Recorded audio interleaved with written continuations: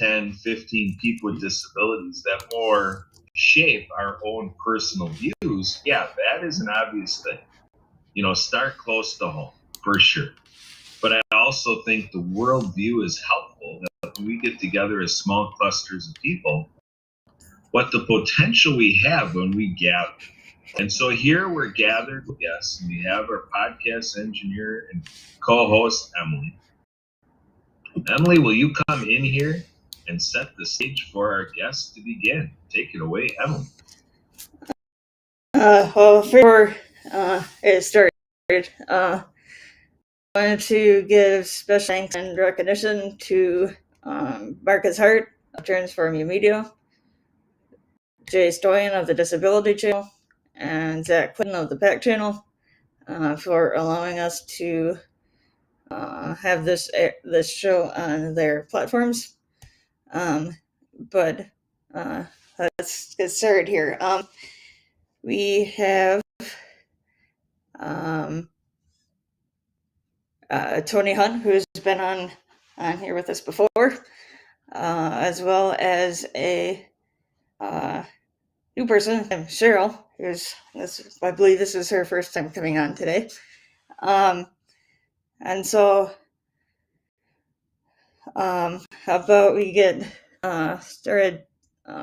Tony, do you want to come in here? Maybe sort of briefly say what you do and who you are, what you do, that kind of thing. Thank you.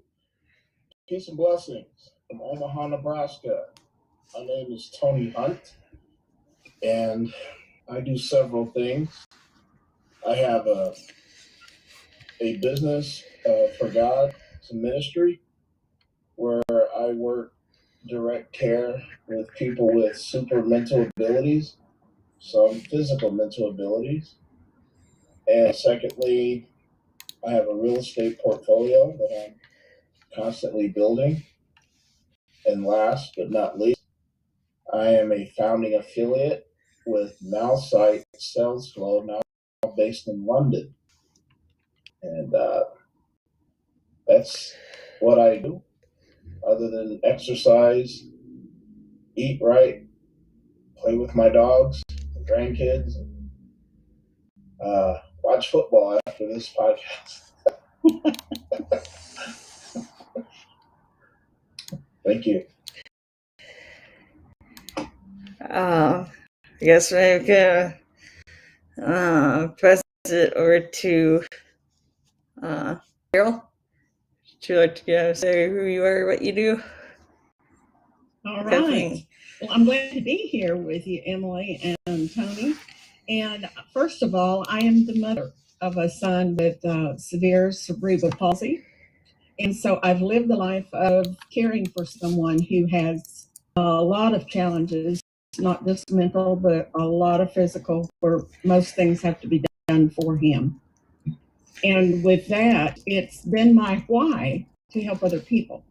I've also helped with caring for my parents and my mother-in-law all through the years. And I believe that most of us only get involved when it's a crisis. And for me, I see that it needs change where we have better conversations at the time that somebody is diagnosed to make it more hopeful instead of hopeless, so that the parents don't give up. But also trying to spread the word to help younger people understand what's going to be involved when it's their turn to be caring for their parents or for a child. So that's who I am, and that's what I love doing, is helping other people. Awesome. I'm a writer. I love writing. I love speaking. So, those are things that just go along with what I do. But anyway. I appreciate what you said. So I cared for my mom the last 7 years of her life. And currently, my wife, as we speak, is downstairs in our basement trying to get her dad, who's 91, to get out of bed. He's been bedridden for about 3 months. some physical things going on, and I see what you're doing, which is when you said prepare people, because it's not if, it's when loved ones, someone's gonna have a turn, Right. but we all need to know what to do when our turn comes up. There's no way to, you can't see it coming. Just know that, we rely on people that love us and we love. And if you're not prepared for it, you're lost, and you need to trust strangers with your loved ones, and you're very vulnerable when Right. you know nothing, absolutely nothing of what to do, but you know the person which is in your corner, and you have love in your heart, you will learn what to do, how to do it. But I respect you for, I didn't know how to take care. I'm a male. I didn't know how to take care of senior citizen woman, so I needed help. Well, and Tony, you bring out a good point, because there isn't a book that comes along with like a special child when they're born. And what happened to us was the doctor said they didn't know anything. And so they basically had no help for us. They never even knew what cerebral palsy was. It took 14 months before we found out what it was. And he cried night and day because he was having seizures. And every week I was going in saying, something's wrong. No, Miss Jennings, you're just a new mother. You don't understand. Well, and I would say, well, his eyes look funny. Well, no, Miss Jennings, they don't look funny now. You're just a new mother. And they took away all of the belief that I knew anything about my own son. And then when they were able to find that he had seizures, his crying stopped. But I was on the verge of a breakdown because it had gone for so long he didn't sleep. And newborns are supposed to sleep. Yeah. But just not knowing anything about what to do. And then the next doctor that goes, oh, there's nothing wrong, but even if there is, you can't do anything. School age. Well, I knew that wasn't right. Then this one says, oh, there's no hope. I'll keep them out of school. So it's like a constant bombardment of parents being told there's nothing. And they don't even know that they need to care for themselves in order to physically keep caring for someone else. And my health broke down after taking on my mother-in-law, and I had a baby already, and I had my son and another child. And so a lot of those things have made me learn why these things happen so that we can prevent it in the future. And that's my goal. I really want people to be able to understand what's happening, how to get support, where to get resources, and then begin the support process at the very beginning of a diagnosis, and not wait till somebody else is in the hospital saying, I can't do this anymore. Then you've got two people to care for. And Tony, what you said too about it's going to be our turn. Years ago, Rosalind Carter, who was a former First Lady, said, we are either caring for someone now, or we're being cared for, or we will be cared for by someone, or they will be caring for us. And that's true. I mean, we're going to have a turn at caring for somebody. And a lot of times when it happens as an emergency, which is what at least 2/3 of the people say they wait till a crisis happens, then you've got a parent sometimes that is dealing with such poor health, but you don't even know where to start with trying to talk to them about what did you want to happen and how can I take care of your finances. Then they sometimes think you're trying to take over. You're going to be in control of my life. No, I don't want that. And so they resist telling you how to help them, for you to be able to actually provide the help that they need. Because you're going to need to know, where is a will? Do they have any kind of a health directive? Do they have a bank account that somebody else is going to have to tap into? So there's a lot of things that we don't know until we start asking questions. And sometimes if until the probably often until the crisis happens, then that may or may not be too late. Like it may be too late in some cases. That's right. how about this one? Sometimes it's a lifestyle change for sure. Absolutely. And what I found out is this is hard to say because I know family loves family. And in more than one occasion, I've seen that I'm not alone. It's not just me and my family, and all the adults in my family. It landed on me. Am I the only one that loves her? No. We're the Know what to do. the brother, the sister. You're staying out of town, or you're. This is more important. That's more important. And I see it constantly in families where there's always one person at least that will grab the bull by the horns and be an action taker and give unconditionally. For others, I've seen it where when I have time, if I have time, or that's what nursing homes are for, or that's what that's for.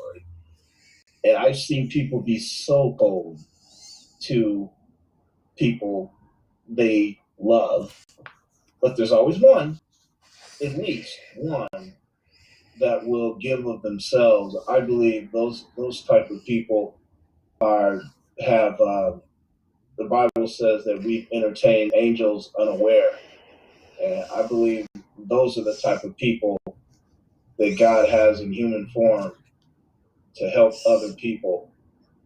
That's just my 2 cents. Kurt, Why do you think it comes down to just one sometimes? I can only speak from personal experience and what I've seen. Uh, this is tough to say. I'm not 100% sure it's true. But have you ever heard someone say, I was dad's favorite, or I was mom's favorite? Or, okay, there's a other side to that equation too, or a flip side to that. Sometimes I believe it's just innate. Some people are just givers, like others are takers.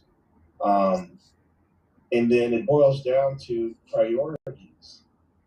Well, I've got to get to the next level of this. I don't have time.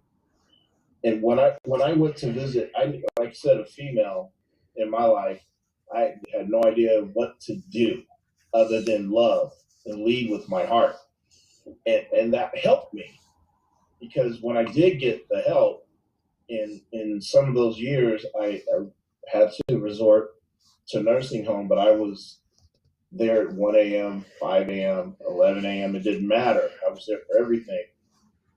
But when I get there, and this is the long answer, it would take me an hour to get to my mom's room if she wasn't already in the day room.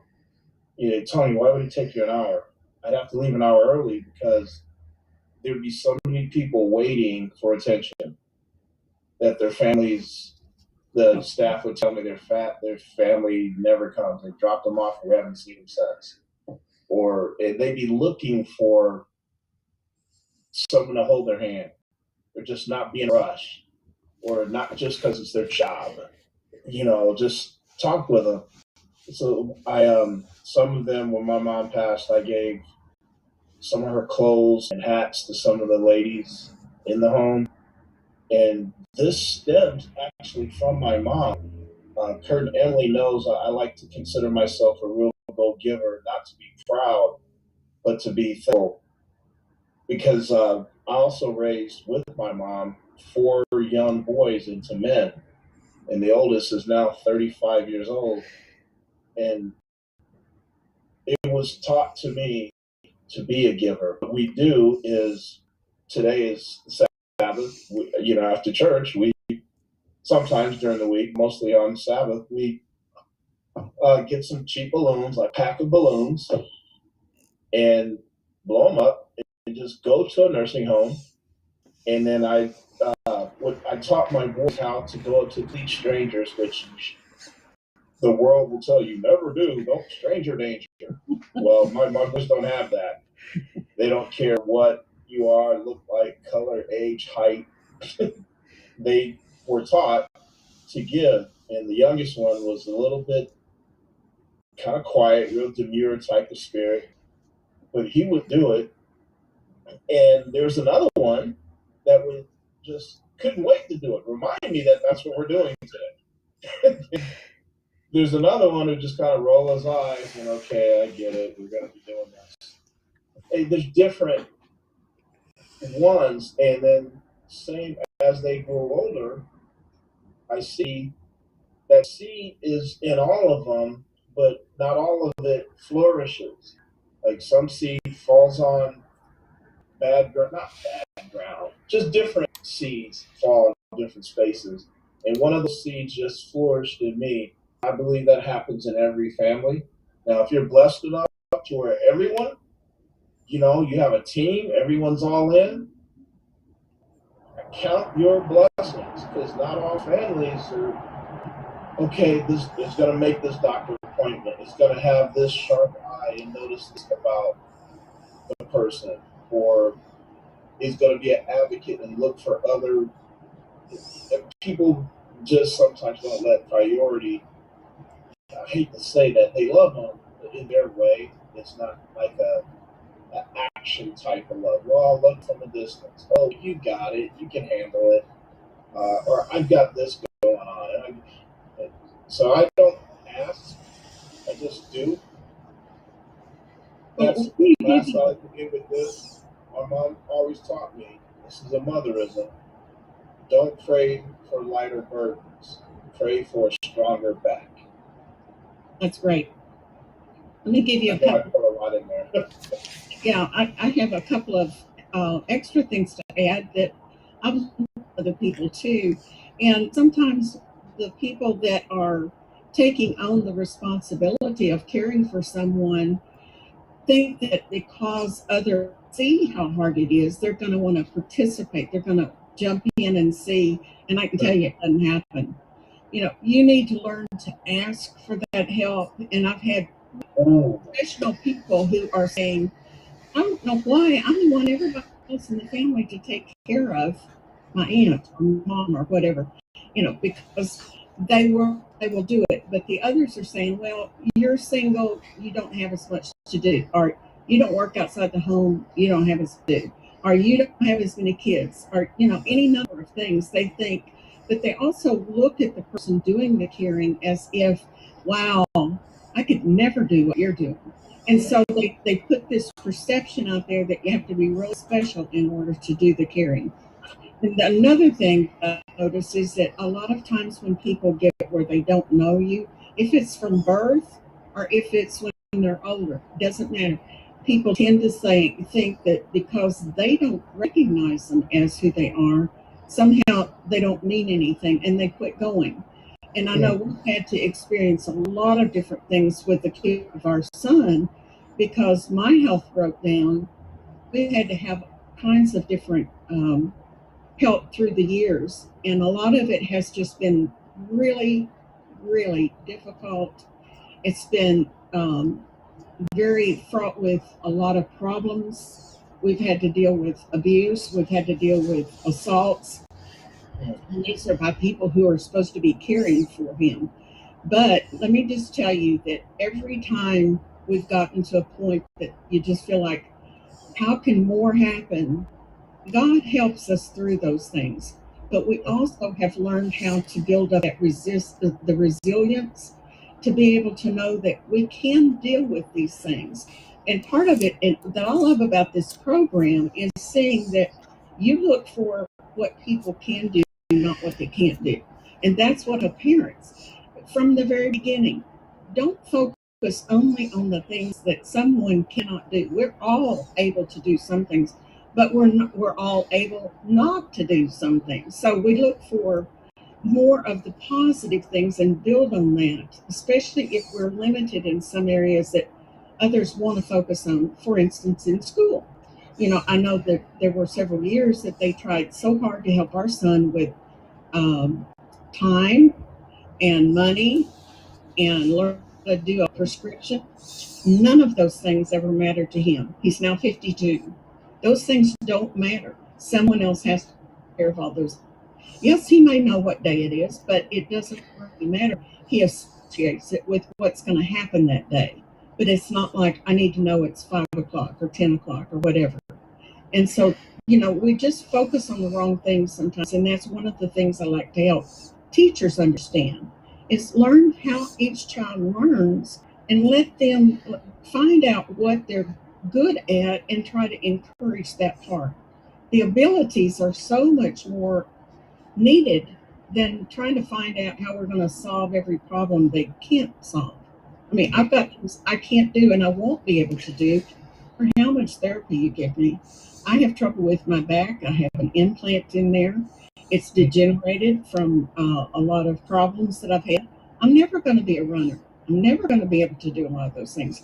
And no matter how much time I focus on the disability I have, it's not going to change that. So I love what doing here with Emily and Kurt, that you are out there to encourage people. Find the abilities that people have, and let's focus on those things and love them for who they are and what they are what they mean to us instead of thinking if anything's a burden. We just got to get over that. We've all got challenges that make it hard for somebody else to take care of us, or we have a hard time taking care of us if we get as we get older and don't want them maybe taking over our lives. Kurt, do you have anything you want to say? I know that what Cheryl just said reminded me of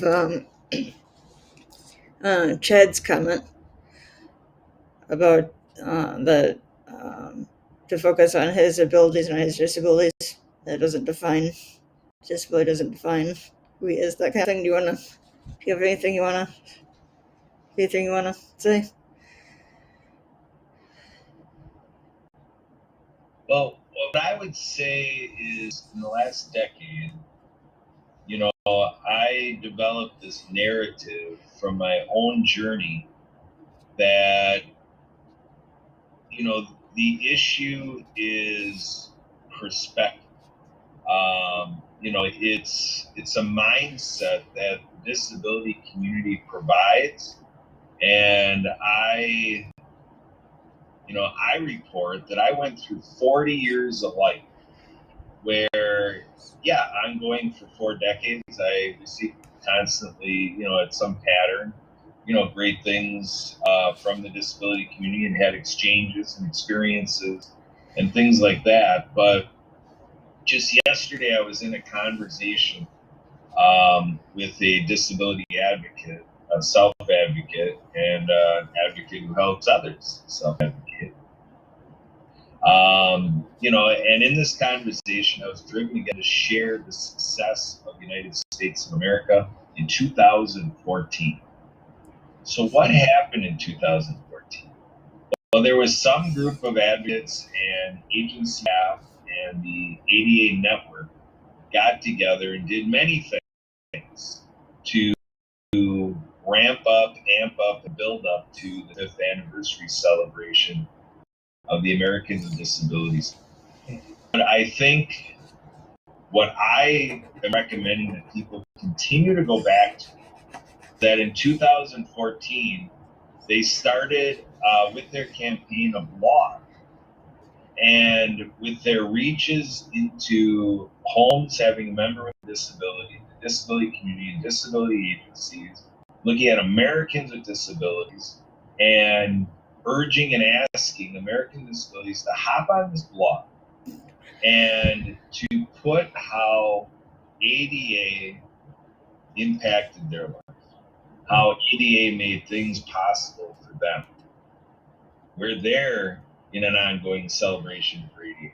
And they accomplished a blog that was populated nicely every day, 365 days a year.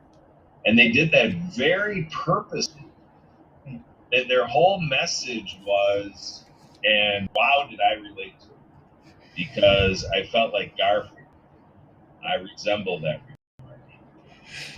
where people who are not a person who identifies with a disability finds this connection with the disability community or a person with a disability, unless there's a loved one at home or whatever, but I'm not in that situation.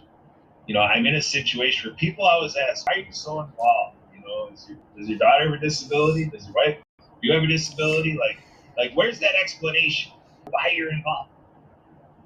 And I'm like, whoa, what? What an epiphany. What a derivation. What an aha moment to come to that's the wonder. That, like I say, I'm Garfield. I resemble that. And that's where what happened was I was in this ADA celebration because a decade ago, my family and I had to sit down in our house because I didn't sleep good. And that's what happens. When I don't sleep good, I do something because I can sleep like a baby and not sleep like a baby, I'm going to do it. If something gets in the way of that, that's the barrier I demolish because this guy wants to sleep good. Because I have things I got to do the next day, and I'm not going to be like on a putt-putt mode. I'm going lightning speed. We're cooking gas here, boy. So again, the thing is it became an opportunity for me, and it's something I'm still working. People at the Happy Neighborhood Project and people at church, they're seeing that constant devotion by me, but I'm still working on it to check in. Am I really doing it not only every day, but throughout every day? To really think, because if we're going to get over and above this thing, we really have to frame it with the magnitude. We have to quantify. Because that's what I experienced when I sat at tables with the disability community.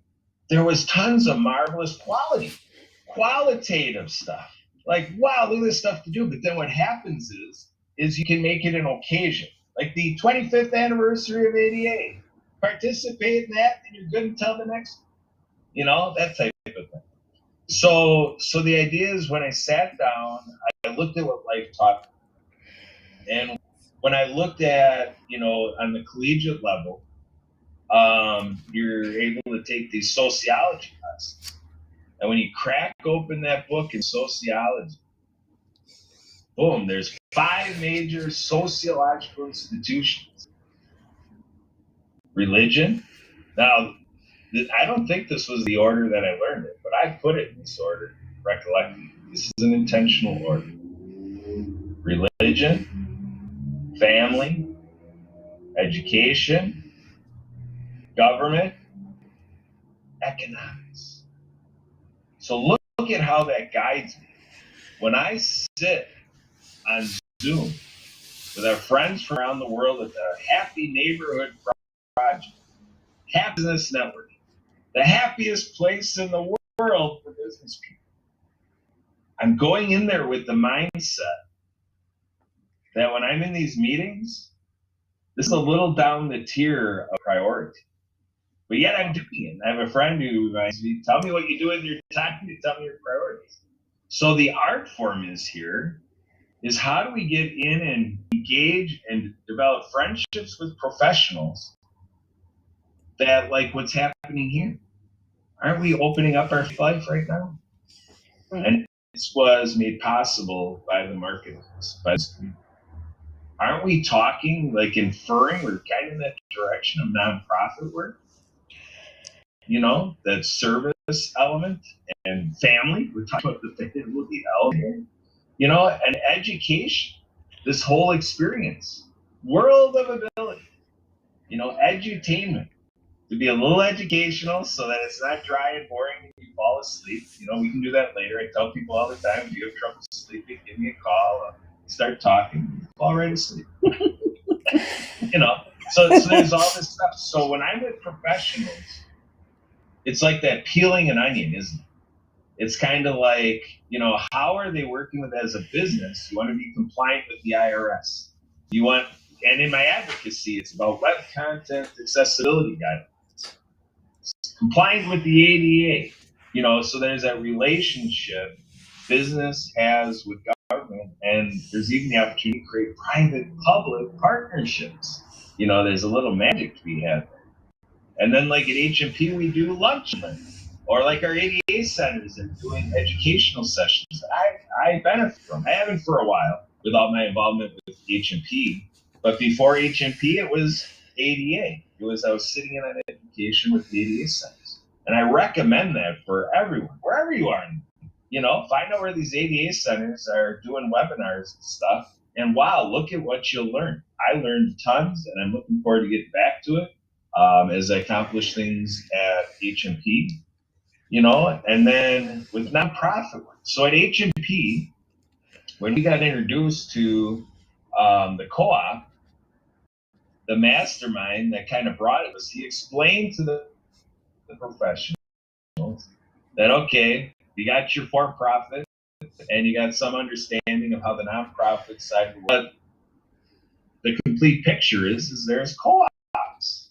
And that's what we did at HMP is we entered in the co-op because that's when you're untapping the full potential of structure and how connections can be made and how we can co-produce this future together. Yeah. And then to me, I'm not very far with people until like the two of you, we were kind of revealing something about faith, whether somebody's agnostic or whether they're atheist or, whatever it is, full respect, kind of like in our country, regardless of creed, right? And to me, we have to figure this together with all the choices, how we make our life happen. How do we do this in a communal sense, in discernment?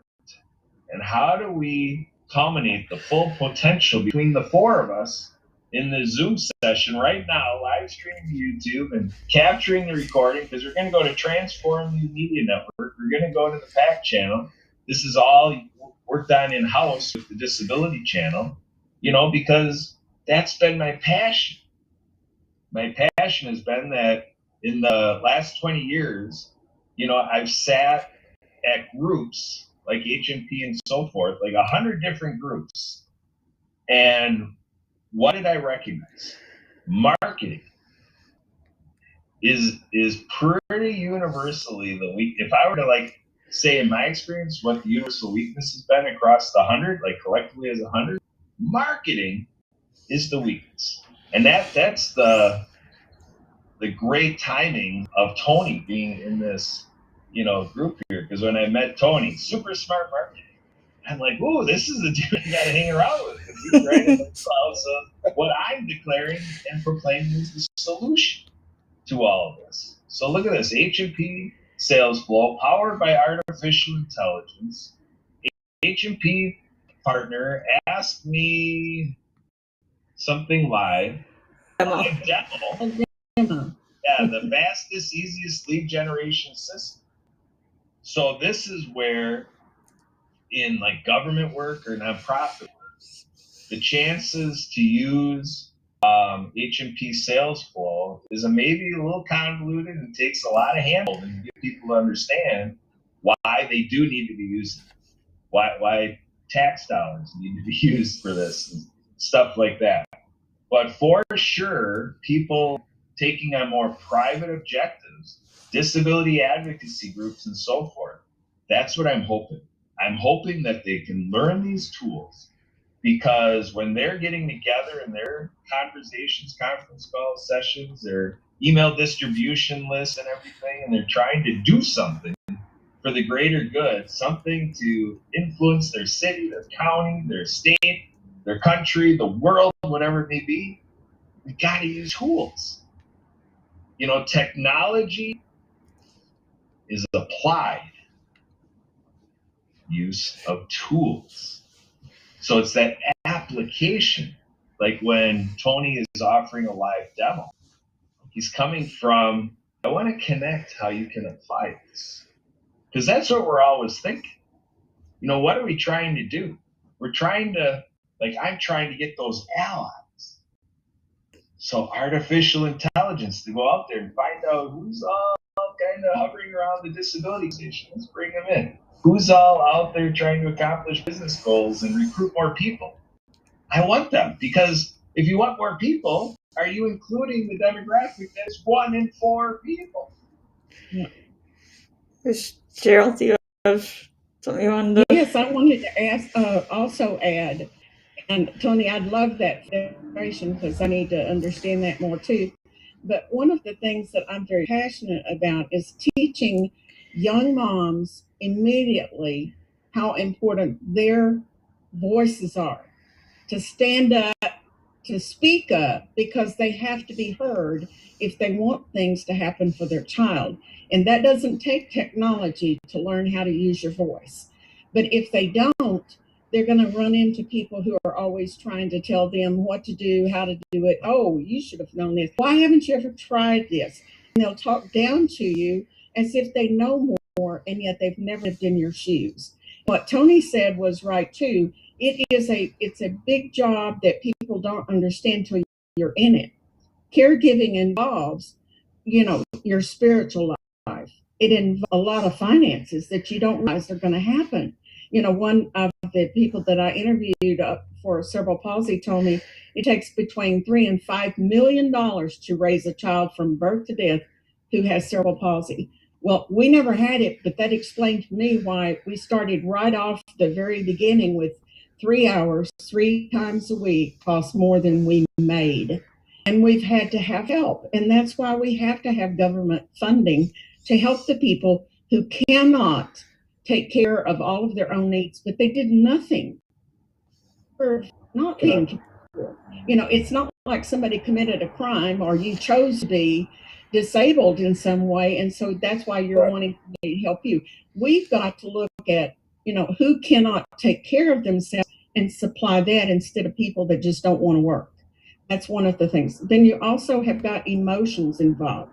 And this is a heavy one because sometimes the emotions are that you just feel like you're so physically worn out, and that's the other one, but physically worn out that your emotions get the best of you and you're upset, you get depressed, you may cry, you may think, I can't do this anymore. And that's when people get burnout. And it's also when their health starts breaking down. And did you know that if you have older people to care for, 67% of the caregivers will pass away before the person they're caring for? And if they're over 70 doing it, which I am, it jumps to 70% that you're more likely to pass away than the one that you're caring for. Now, why would that happen? Partly because we haven't learned how to take care of ourselves. We think, well, my job is I've got to take care of this person. They depend on me so much. I haven't got time to go to the doctor. Yeah, I don't feel good, but I'll check on it later. Well, later doesn't come. And we don't have people that understand what's happening in our homes that keeps us so tied down, so they don't ever come and visit. Your friends drop away, and like he said, a lot of family, boy, they quit going around. And sometimes they may just think, well, I don't want to have to do all of that. I can lift mom, or I don't think I could change, my dad, or I couldn't change my son or something. And there's all kinds of things going through people's heads that make them afraid of what is going to be expected of them. But we just need to be more caring about teaching what's involved so that people understand, and then teach them how they can get involved. If you're a neighbor, or you're in a church, you're in a community, is it that that is home caring? You'll know one person. But do you call them and say, oh, what's your husband? Well, what did the doctor say about him? Well, let me know if there's anything you can do. Bye. No, what you need to do is say, well, what can I do for you? Now we can order our groceries online, pay for them, but you could go pick them up and take them to that person. You could go in and sit with that family member for an hour, read a book, read a story, talk to them, watch a program on TV, whatever, and let that care, if it's a mom, if it's a son, or whoever it is, have a little bit of time by themselves to just walk out the door, walk down the street, or go shopping by themselves. There's things that we could offer to do that cost you no money, that you could actually do that would make a huge impact on other people's lives. And I think that's where we are slipping sometimes in not realizing what does caring mean? What does kindness mean? It's how you're treating other people. Do you see them as somebody that can reach out and touch? Treat them in a kind way, the way you want to be treated. And if we just thought about others like that, then we would say, man, I'm tired. Since I have been married 56 years, and during that time, almost all of that time has been caring for someone. And now our health is, got a little harder. So I know that one of these days it's going to be my turn to be cared for. And there's been times I've had to be cared for off and on, with surgeries and different things that happen. But when I was in that position, I realized how little things can make a big difference. To take a drink to somebody, go in and just make sure they're okay if they're in another room. Do they want to watch TV? Are they cold? Are they hot? Whatever. I can't tell you what they need. Be thinking for them and talking and asking, would this help or whatever. Our son has very few words. He's just never known how to talk much. And so a lot of people thought he doesn't know anything. He was treated as if he knew nothing. When he was at one place, it was not a good time at the beginning. And then we started seeing how much more therapy he was getting where he was. They taught him to paint with physical therapy, just reaching, using his arms. He ended up doing this so well that people would walk by, see his painting, and say, I want that. He paints more than anybody that was in that little class. His art is now in Houston. He decorated 14 Southern Dental Clinics. It's in Seattle at the University of Washington. Texas A&M honored him as a special artist. But guess what? He can't do it anymore. So those pictures are priceless to us.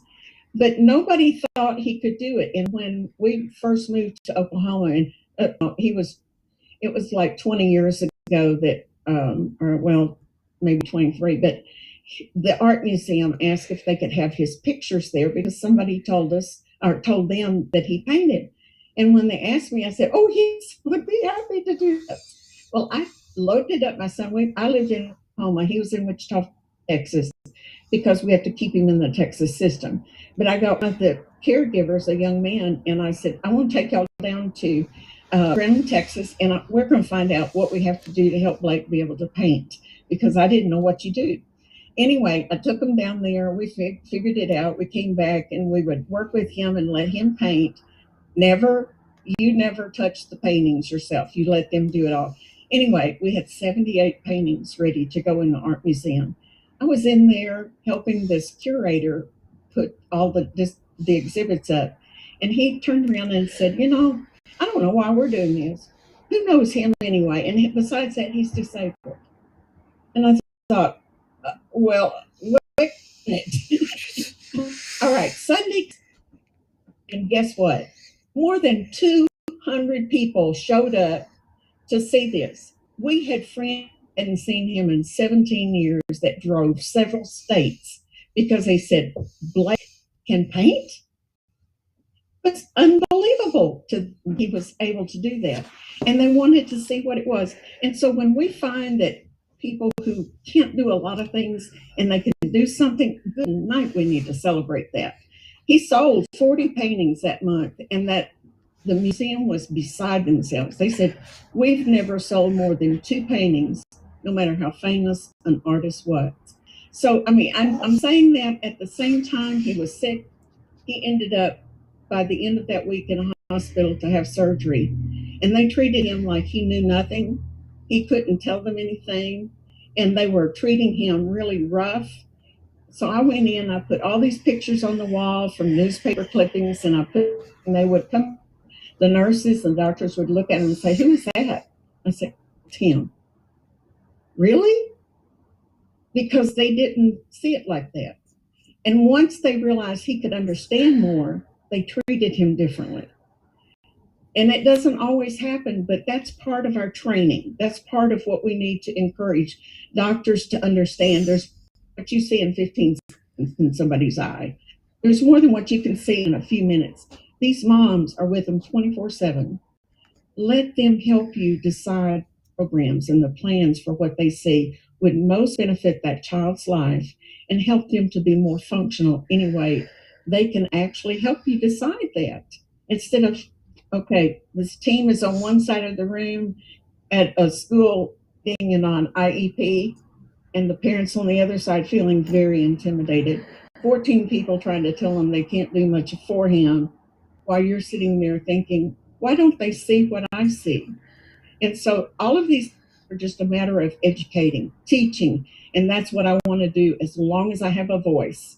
And I have a tagline. It says, be the voice for those who have no voice. And it's because if they can't speak, we need to speak for them. And I'm so happy that's what you're doing with this program. This program needs to be out there every day. And we need to have people speaking up and saying, look at Emily, look what she can do. Look at Tony, look what he can do. Look at Kurt, look what he can do. And really celebrate what each other can do and how we contribute to each other's lives. And that's just one of my loves. I try to do. I'm writing a course now. Somebody from New York University called me last year and wanted me to write a course for caregiving, and so I'm working on that. But I'm also working. I've been had a radio program, got to interview 150 caregivers, and then wrote a book called "It Takes Courage to Be a Caregiver." And I put the tips that people gave me in there. If you have a child, all the way to if you're caring for somebody with Alzheimer's. I answer questions on Quora. If you have a problem and need somebody to ask a question, I'll do the best I can to try to help you figure out what you need to know. And if they want to connect on LinkedIn, I'm always writing articles. And I love sharing stories about people who go above and beyond, that exceed expectations. So there's a lot of people that are exceeding expectations. So don't give up because you make a first impression with somebody. The way they may be in a chair doesn't have anything to do with the rest of who they are. Yeah, that's awesome. And you're I think I could speak for Kurt in saying that you're more than welcome to help us in anything you'd like that we're doing. Kurt. I don't know if I'm saying that coming out that right, but feel free to help us in any you'd like. Right, Kurt? That goes for Tony too. Anybody else? Right, Kurt? That's right. And Tony, you had your hand up before. You still have it by you. Ready to share? Yeah, thank you. Two things. I wanted to address something you said, Kurt. Secondly, but before I forgot, I wanted to mention something Cheryl said twice now. In introduction, she talked about help. That sparked me. And then just now she talked about help. And this is, Kurt knows, and Emily know that I like to have a little halftime show of jokes, but I'm not going there. I'm going to substitute the joke with something that is a story, and it sounds funny, but it has a real serious connotation to it. And that is, I was raised as a child with a work ethic. I was a paper boy, had to work in the garden. You said Oklahoma. My mom's born in Muskogee, so I was throwing bales. I got 2 bales of hay in my truck right now. I mean, I'm farm boy. That's what we know. Work with these. That you got these for to work. That's how I was raised. With that said, there's a little story out of this. There was a guy who was a paper boy, and he had a little red wagon just like I did. I had several wagons and bought my own wagon, as a child, kind of my vehicle, and had the little wooden sides. You could pull them out, put stuff in, put your sides back in and your fronts, and pull your little red wagon wherever you need to go. So in the wintertime, that little red wagon is very handy, but in the wintertime, you don't watch it, that thing could get stuck just like a real vehicle. So there's this kid delivering newspapers with his dad, and it's cold outside. And the dad looks at the son. He notices he's not delivering the papers as fast as normal, and he notices this kid didn't have his gloves. So he stops. He says, "I'm gonna go get you some gloves." And the boy goes, "Okay, Dad." He kept wrapping the papers, preparing them. And then the little boy thought to himself, "You know what? I am gonna go ahead and prove to my dad that I'm a man. And I'm gonna wrap some of these papers and go deliver some and come back and deliver some and have advanced the wagon down the road some." In that process, he pulled the wagon and fell off the curb because he didn't really grip it like he was supposed to because he didn't have any gloves. And it's thought his hands would get stuck. So there's papers flying all everywhere, unwrapped in the street. You know how little kids get flustered pretty easily. And dad comes outside. Whoa, what happened? And I said, Dad, I was just worried. I wanted to show you that I'm a man and that I could wrap the papers myself and pull the wagon and go deliver Miss Nelson her paper at her door and all these things I wanted to do. And the dad goes, son, did you use your strength? Yes, Dad, I used my strength to use 2 hands. And the dad goes, did you use all your strength?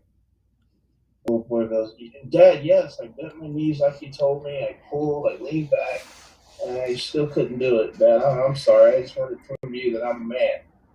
He says, son, did you use all of your strength? Remember, we'll get frustrated really fast. And he said, yeah, Dad, I get frustrated. And he says, no, you didn't. He says, Dad, what do you mean? While he's whimpering, he says, what do you mean? He says, son, if you had used all your strength, you would have asked me for help. And I thought, how many of us, we're big functional adults that don't need anything. We're all independent. And next time you find yourself needing help, how many people do you know that may have a super ability that may not have a super ability and need help, but ego and pride, some embarrassment or whatever, that has something that gets in the way. And that's why it leads me to what Kurt and Emily. Cheryl, in my opinion, Kurt and Emily are 2 of the most important people in HMP, and I'm sure they are in their space because it's after a while, people will want to join the band when it's marching down the street. I get that, but Kurt and Emily were there when the band was forming, so I like to. They probably know more of my story with HMP because they're part of it. And Kurt's the first one that reached out to me and acted interested in what I have. And now we've got this monstrosity with the potential to go nuclear and impact the world. Oh, cool. And I'm going to go with you. Thank you. And I'm going to ask Kurt and Emily if you guys have time, because this is not a business for me. This is to be able to spend time with Emily and Kurt and you, because I know you're more than about business. I know you're here for what's in your heart. So I already plugged in my calendar to make this a weekly thing. But that said, you triggered so much, show with your talking. And, Emily's consistency, I see her so much just in Kurt, they're just constantly giving. And I do something a lot of people don't like to do very much. And this is one of my best friends. Do you know who this is? The thinker? Yes. And this reminds me to think. I got this from my mom, and she got it from her dad, my granddad. It's a statue of the thinking man. And I keep that in my line of sight at all times. Because whatever progress or moving the needle, or whatever you want to call it, it will require this thinking. So while listening to Cheryl talk and Emily and you, Kurt, talk, I was thinking and had an idea. And Emily already knows where I'm going with this. That's probably why she's smiling. I'm excited to be able to help people with super abilities in all facets. The stars have lined up when I met Kurt and Emily, because I really get to do it to my heart, and we just plugged in. And now, not only are we plugged in, we're about to turn it up to 10. And that means the program I offer, Cheryl, and Kurt, you don't know this, Emily's heard it. I just got another email from corporate that we help people find people. Like, that's our line. We help finding future customers. Well, that's business people. Tony, what does that have to do with what we're talking about? Well, like what you were saying, Cheryl, and what Kurt was saying, we can now drill down into our database, 20,000, 200,000, or 2 million contacts. If you wanted to reach someone who was a caregiver, you would look at your phone and guess. Or if you already knew, you'd know, but 2 million, good luck.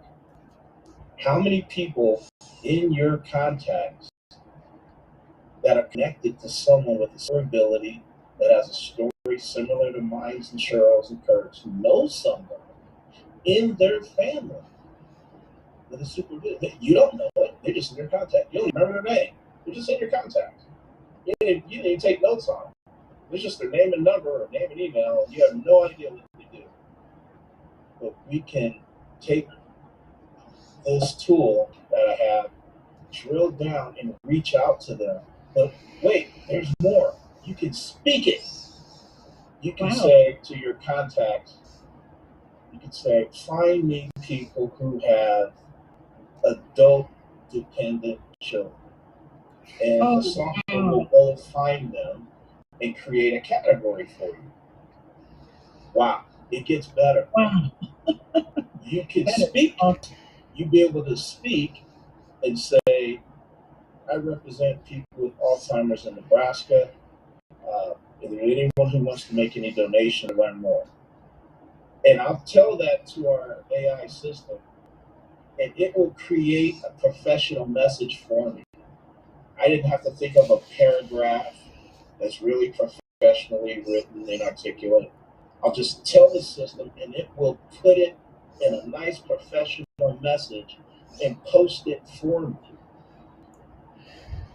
Oh my goodness. The conversation Cheryl just gave, just take bits and pieces of that, Cheryl, or what Kurt just said, and tell the system, and the system will take over and say, oh, this is what Cheryl meant, this is what Kurt meant.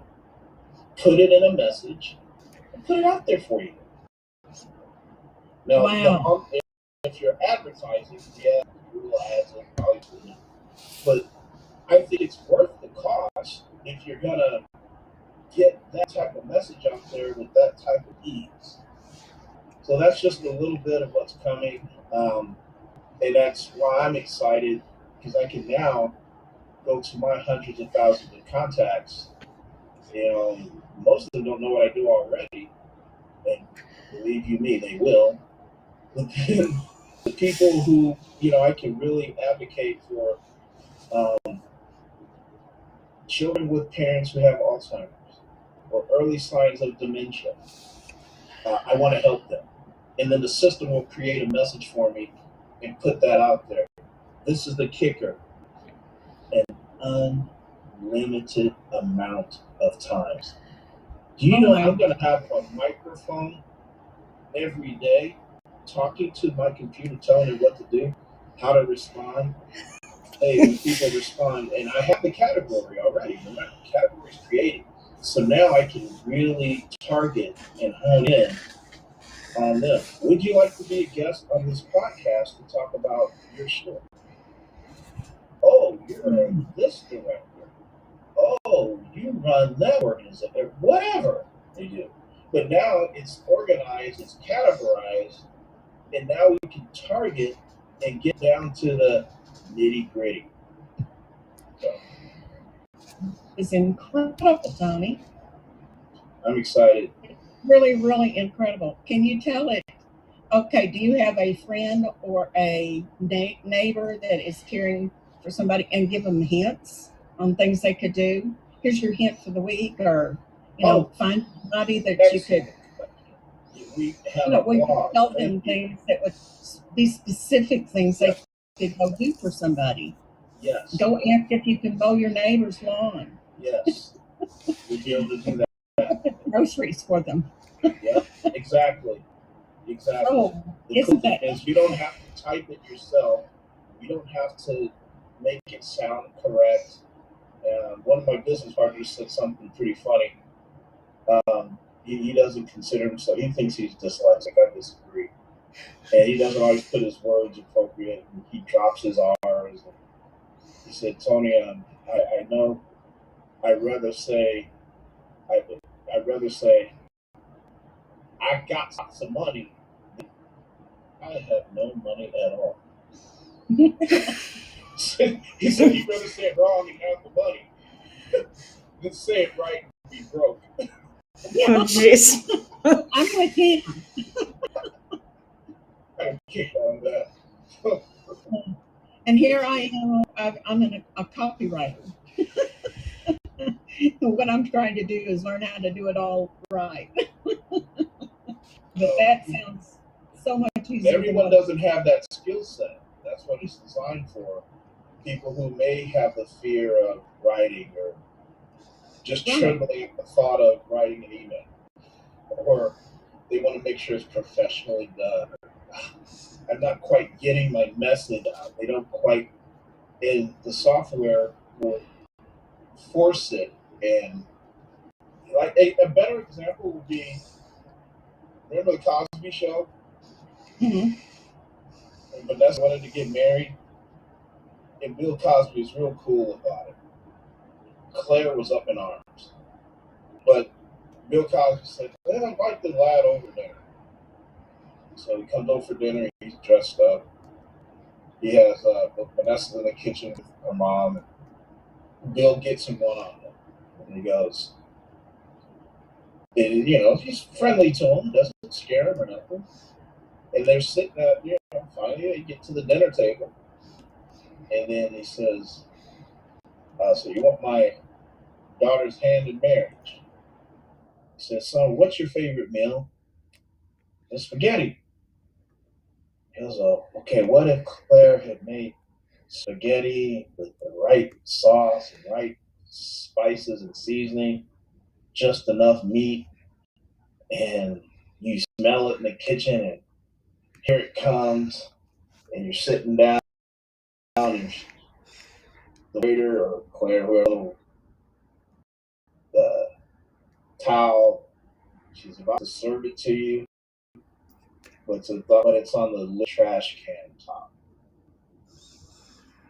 That's how you came to me about my daughter's hand in marriage. What's wrong with that? I never forgot that story from the 80s, that episode. It's so important how you deliver. You can have great intentions. You can mean well, and it's a beautiful thing. But if you don't, if your delivery or distribution is not on point, no one cares. No one wants anything to do with it, no matter how great the idea is. That's what I've learned in business. Business is why I foster relationships with the Kurts and the Emilys of the world, because we're on the same team. Right. I have business people that all want to talk about is business and money, and it's like, okay, I get it. That's what you're about, but then it's all about the self. And so when you're a caregiver, what does being a caregiver teach you? It's not about you. Somebody else's needs. No one's. You're not getting. What do you want? A plaque or a cookie? We're supposed to be helping each other. What do you want? A medal? What do you want? Someone to ring a bell every time you do something? We're supposed to be helping each other. Why did we don't have to twist arms and manipulate, bend, and that's why I like, when Emily, every time I saw her, she's just a reminder. And she's always polite. She's always reminding, hey, Tommy, door's always open. Come on in. Same with Kurt. And I'm a caregiver even now. That's my most important role, actually. That's what I like the most. I know the business and all that is great. I'm going to speak to my AI system and create a Go Giver channel or a website that has a whole host of all these with all people like us in there as advocates that they can reach. Because, as you said, Cheryl, that message must be out there. We have an obligation, and I think we know that there's other people that we need to connect with that need our assistance. And if we don't think about how to do that, what are we doing? Just chasing that grease pig called money? And that's what a lot of the coaching programs miss the mark when they teach people who are like us, mission minded, just how to make money, because it doesn't compute that that's the plan. And that's the problem I've had with a lot of, the people that are out there that all they want to do is show you cars and houses and things like that. So what? We don't need all of that. But what we do need is the love and the companionship in life where we can help each other and be there when somebody else needs us. Yep.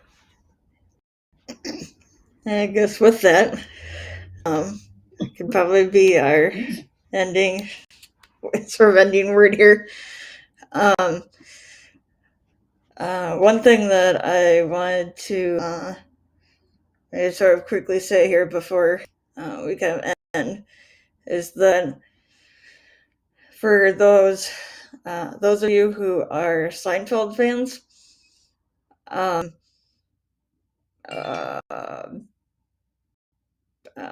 remind me of the day card. December 23rd is a the official, like a Seinfeld day. Kurt, why am I forgetting? But in February, the Resca family does a rendition of the Festivus, which I think is the 23rd, December 23rd. But so always the first full weekend, Kurt. I think it's always the first full weekend in February. They have a Festivus like lasting the whole weekend, and they play games and have like the airing of grievances. They have a big picture of Kramer that's hanging up. They have the poll. And Kurt, do you want to say more about it? I encourage everybody to tune in, and if you're able at any point during that weekend. But Kurt, do you have anything you want to quickly say about it? Yeah, so basically 4 o'clock Central, Friday, February 3rd, all the way through Sunday, February 6th, 8:30 p.m. Central. We are going to have our Happy Neighborhood Project provided free Zoom Enterprise account through the work that I do with them as captain. The Happy Co-op, H&P, and so forth all pay for the Zoom Enterprise that I use throughout the year, and we're just going to have it open constantly around the clock, open house, and the access to that is Ability Now. So there's the personal link name on Zoom. So when you try to join the Zoom session, just go to personal link name, type in Ability Now, and you are with us in Festivus for the rest of us. including piece of strength. So be strong and use all your strength.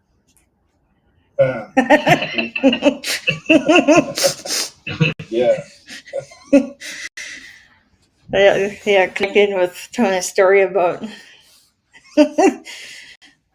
strength there. But so I encourage everybody to, whoever is interested or available to join us, to connect with us and join for that. We also have our other podcasts that we do, like the Wednesday Ability MK Now, the World of Women, the Jaws Coffee Chat, the Project I Heard One Day Mission, among a couple others. So if we are always looking for people to join us either as a guest, or if you're looking to maybe help with the show in a different capacity, or even if you're somebody you know is looking to maybe start their own show, or even if it's just like a one-time thing, we are happy to have that as well. And would encourage everybody to go to all of our social media pages and groups, LinkedIn, Facebook, and so on, and like, comment, subscribe, share, interact with those. And again, special thanks to Marcus J. and Zach for letting us have this on their platform. For those of you who have any questions, comments, anything, For a couple. Thank you for inviting me, Emily. Well, yeah, I was getting to that too. Like thanking Cheryl and Tony for coming on as well. And for those of you who have any questions, comments, and so on, you can get and connect with me at 715-303-9835 or at podcastengineer54@gmail.com. Or you can get a hold of Kurt at 262-372-1754 or at abilitymknow@gmail.com. Kurt, do you have any last things you want to say before we end here? Yeah, I'll just add on to the thank you with everyone here. Also, thanks again for Cheryl and Tony. Tony, you were speaking up that you had some remarks earlier. Did you get all that? I've got some one joke for each of you. This one's for you first, Kurt. Wow. I could do this with them, Cheryl. They've known me for a while, so it's not. Anyway, hey Kurt, I was really struggling to get my wife's attention. So I sat down on the couch and looked comfortable. That did the trick. And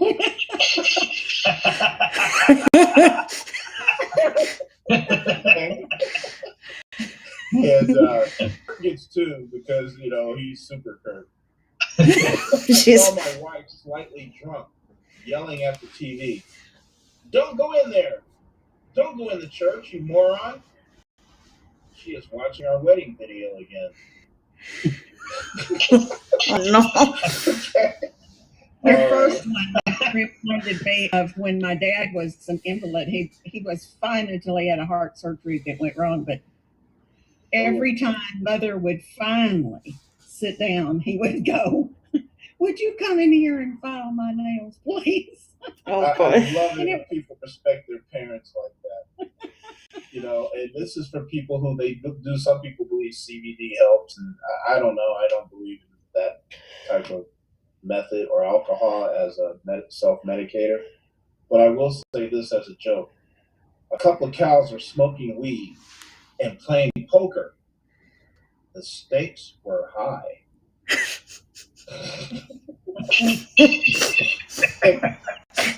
And this is one more for Kurt. I got one for you, Emily. My wife traumatically ripped the blankets off me last night, but I will recover. Turn you and your noises. Hey, Emily, I'm a social vegan. I'm avoiding meats. Okay, I'm not going to quit my day job. Yeah, keep your day job, Tony. Very good. Thank you guys. This is really fun, and I plan to attend weekly. Awesome. We always love to have you. And Cheryl, you're more than welcome to come back anytime too, whenever you're available. So, I guys would like to, on behalf of Kurt and the rest of the World of Ability Podcast Network, I'd like to wish everybody a safe and productive week and to stay happy. Thank you. Recording stopped. Have a good weekend. Tony, I put my information in that chat.